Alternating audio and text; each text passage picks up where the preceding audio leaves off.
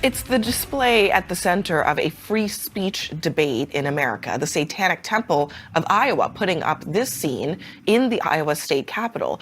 Built with the state's permission, it includes a statue of a goat-headed figure, along with the 7 tenets of the group's beliefs. But not everyone is feeling blessed by its appearance. Iowa's Governor Kim Reynolds calling it absolutely objectionable, another Iowa lawmaker calling it disgusting. And tonight, outrage hits a boiling point with the display vandalized and the goat-headed figure beheaded. The Satanic Temple of Iowa says its holiday display at the state capitol was damaged. On social media today, the Satanic Temple of Iowa said the statue in its display was destroyed beyond repair. The display went up earlier this month and drew a lot of criticism, the governor calling it absolutely objectionable. The Iowa Department of Administrative Services said the temple met all the application requirements. The social media post called for empathy, adding that justice is being pursued through legal means. Justice, satanic justice. That's right. Alas, Baphomet is no more. The goat-headed figure set up as an altar to Satan in the Iowa State House with the full support of worthless, feckless Republican leaders has been destroyed. And left-wing liberals are livid. They're freaking out. The very people who told us destroying and removing statues of our founding fathers was a good thing are now telling us that satanic displays are indeed sacred. You can't touch them. After all, you know, free speech, religious liberty, all that. We're going to talk about what's really going on with all this, and we're going to see what it all means for our nation and for our culture moving forward. I think you're going to absolutely love it. While we know constitutional carry is sweeping the nation, millions of Americans and even you courageous patriots out there, you Turley talkers, you're still stuck in blue or weak red states restricting your constitutional right to bear arms. Well, don't worry, gang. Countrywide concealed is probably the quickest way to get carrying legally in the majority of the United States. That's right. You won't just be able to carry in your state, but in 84% of the whole of the US of A. It's as quick as watching a video and taking a quiz, and thanks to Countrywide Concealed, your family is that much safer from a myriad of threats no matter where you go. Getting a concealed carry license has literally never been easier, so just click on that link below and join the millions of patriots who've taken back their rights and started carrying legally with Countrywide Concealed today. All right, enough gooey stuff. Let's dive right in. We got some Satan altars to deal with here. We do have an amazing development in the radically bizarre case of a satanic altar set up in the Iowa State House. Again, just, you know, make sure you've got a big frame here. We got blue states tearing down statues of Thomas Jefferson. And we've got red states like Iowa putting up satanic altars. I mean, just let that frame this overall discussion here. It's being widely reported that a 35-year-old Navy Reserve instructor by the name of Michael Cassidy has pushed over the display and decapitated the statue of Baphomet in the Iowa State House. Cassidy, who is a self-professed Christian patriot, and is running for office. He's being charged with 4th-degree criminal mischief in the destruction of the display. And already there are crowdsourcing efforts underway that have raised tens of thousands of dollars for his defense. I don't think he has to worry in the least about that. Now, let me just say at the outset that I deplore violence. I am not advocating anything destructive here. Nothing. Zippo. Nada. Just to be clear, especially to our big tech overlords. I deplore violence. No violence here. Yada, yada, yada. Consider me the ultimate pacifist right now. But having said that, I must take note that isn't it interesting that what Michael did, isn't it par for the course over the last couple of years? Is it really any different from what we saw in that epidemic of statue destruction that swept across our nation. The activists there didn't wait for their politicians to respond to their concerns. They simply took matters in their own hands. They tore down statue after statue after statue, and they were, of course, lauded as heroes by the political left and legacy media. And there is obviously a lot of logic to that strategy. Not that I endorse it, obviously, but the logic is it's much easier to tear down a statue than build one. So tearing down a statue could just take a few seconds. But again, these efforts across the nation were lauded by the legacy media. Well, I don't think we have to wonder whether the legacy media is going to cover this comparable act of statue sabotage in the same sanctimonious measure of approval that they have with others. There are those on our side, the patriot side, who are actually critical of this. I don't know if you saw that. They think what Michael did actually played into the hands of the Satanist group. The objection here is that this group that put up the satanic display, they aren't real Satanists, right? They're actually just a bunch of woke leftist atheists. They're just atheists mocking and trolling conservative Christians in Iowa. They're not doing this in San Francisco because nobody would care. They're not doing this in Sacramento or Albany, right? The politicians do it themselves there with their policies. They know setting up a satanic display in the middle of red America,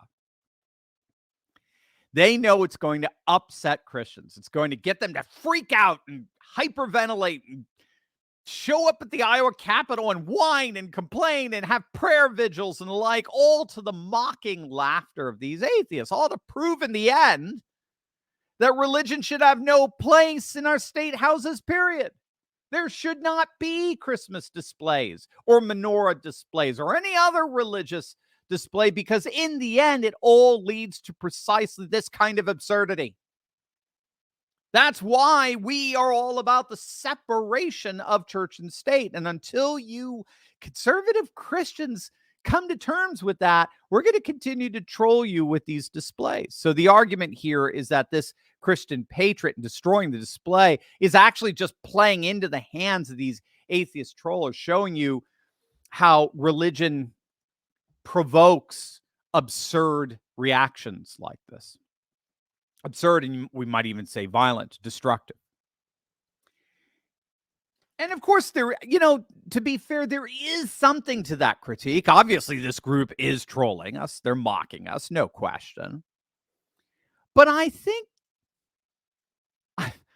that's just a very trivial observation, to be honest with you, because I think it misses the much bigger issue here as to why such trolling and mocking was allowed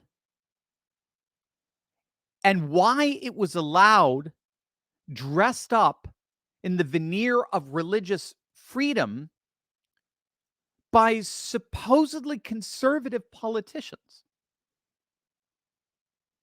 Why were they allowed to troll Christians in the first place? Why were they allowed to use public space to mock and ridicule? Why were they allowed that?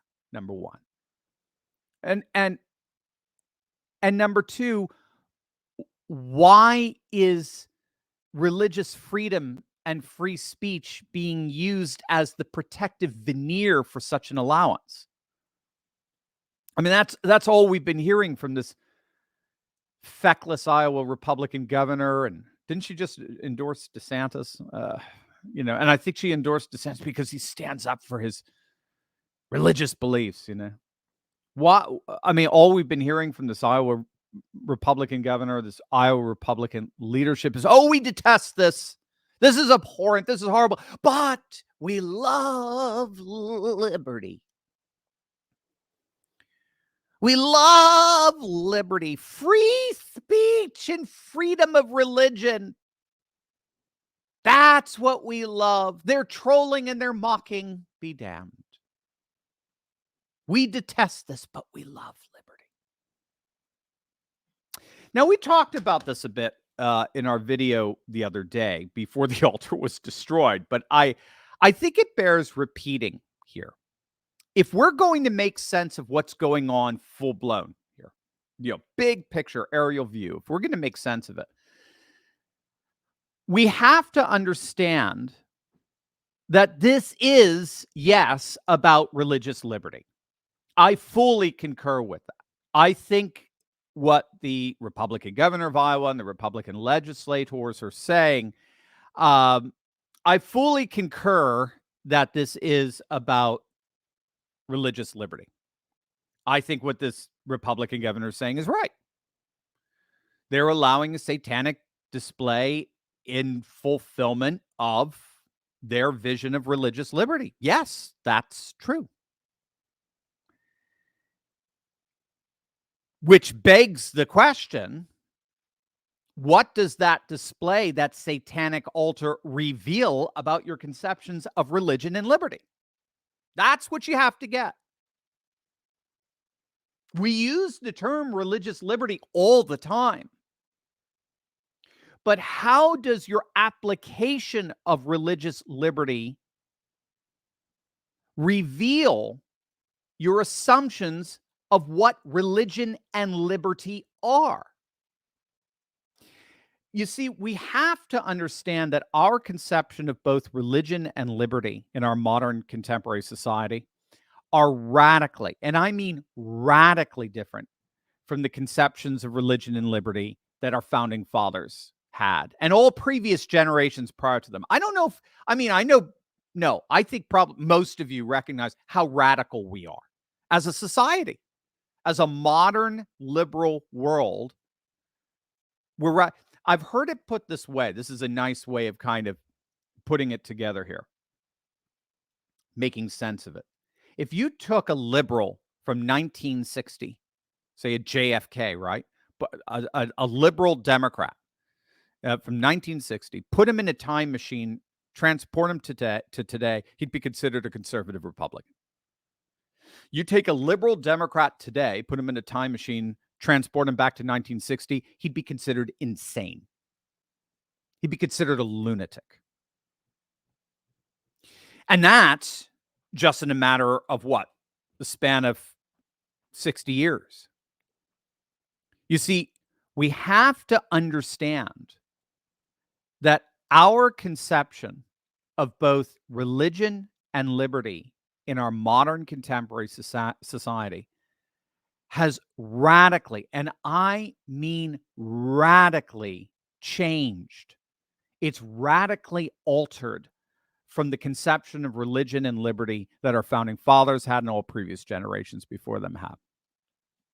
Our founding fathers viewed, and we've talked about this before in other videos, they viewed the relationship between church and state in terms of what's known as an accommodationist relationship, where both church and state are seen as distinct, separate institutions. They're not supposed to interrupt each other or overlap in terms of their function, but who nevertheless join forces together in a sacred partnership for the betterment of society. So church and state work together so that the public square remains a space for the cultivation of what our founding fathers referred to as civic virtue. They drew from classical Athens and Rome and their emphasis on civic virtue. Civic virtue was considered indispensable to freedom. I'll say that again. Civic virtue was considered indispensable to freedom because only a self-governing, virtuous people could be truly free. So in order to be self-governing, you had to be able to cultivate a sense of civic virtue. That's the view of literally every single founding father that I understand. But in order to cultivate virtue, you need something else. You've got to have faith. You've got to have a faith tradition, and they would argue drawn from the faith traditions that undergird Western civilization, because they provide the timeless sources of classical virtues. But the only way you can have true faith, as far as our founding fathers were concerned, is if you have freedom. True faith can't be coerced. It can't be imposed from above. Freedom undergirds true faith. But what do you need to have true freedom? You got to have virtue, right? Because without virtue, you can't govern yourself. You can't be truly free so as to live out a flourishing humanity. But in order to have virtue, what do you need? You need faith, which requires freedom, which requires virtue, which requires faith. You see the interlocking pattern there? They're irreducible to one another. Faith, virtue, and freedom. This is what Os Guinness refers to as the golden triangle of freedom.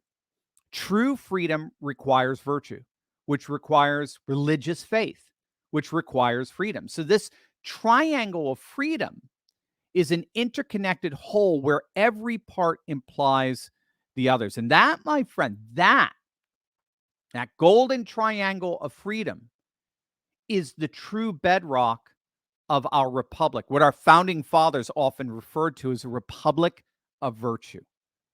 A republic of virtue founded upon faith, realized in human freedom.